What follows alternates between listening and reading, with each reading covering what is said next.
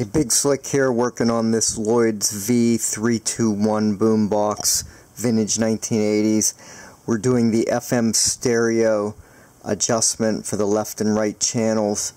The way you do this on this boombox is there's a control pot right here, and right here there's a coil. What we're going to do is just slightly adjust these to minimize the distortion and the output on each channel respectively. And what you need to do this is an FM stereo generator, which this is my BK Precision FM stereo generator. So that you'll have to excuse, there will be a tone in the background due to the audio signal. So we have a tone coming in right there. And as you see, I've already made this adjustment, but right now we have only one channel feeding the sine wave, the other channel. We want to adjust that left side pot for minimum output, and that was this one right here. So what I will do is show you what happens when you adjust it. You will see more output coming on in either direction you take it, so you want to adjust it to the absolute minimum. And you want that channel to be as sensitive as possible so that you can make sure you're at the minimum.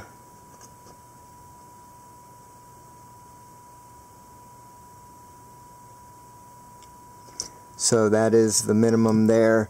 And while you're there, that coil that is directly beside it, you want to just subtly check that until you get a minimum, this coil right here, until you get a minimum on the other channel. And that looks like a minimum right there. So now what we'll do is go up here and broadcast the other channel, and as you see, the other channel now is at a minimum and the sine waves coming through the opposite channel.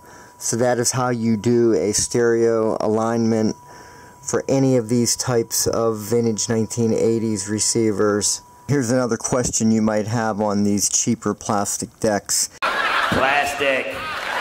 Say you have the auto stop function and it's not working correctly and you can't figure out what's going on. Well, here's what's going on. On this deck here in particular, there's an orange, kind of an orangish brown colored gear. It's the only gear here that's a different color. It's the same in both decks. There's supposed to be a little tab on these, and whenever this auto stop lever engages, it basically pushes everything up, hits against this little lever, and then the mechanism stops. Well, these break off, and there's no way you're going to get this back on. And on a lot of these relatively lesser known decks like this is a Lloyd's, I'm not sure where you would get that gear. If somebody knows, please put it in the comments. But my best guess is you're not going to be able to get it. The only feature that's going to control is the auto stop. Beyond that, the deck will work fine.